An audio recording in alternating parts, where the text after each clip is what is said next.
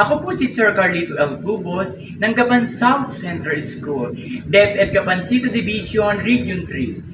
Ako po ay naging Teacher 1 noong 1986, naging Teacher 2 po ako noong taong 2015, at naging Teacher 3 po ako noong taong 2024. Ngayon po ako ay isa ng Teacher 6 sa ilalim po ng reclassification for Teacher 1 to 7 is primarily governed by DepEd Order 024 Series 2025 based on implementing rules for expanded career progression system for public school teachers. Naging priority po ako ng reclassification program in the Philippines.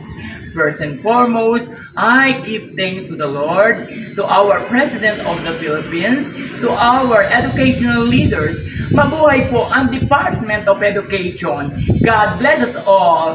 Thank you very much.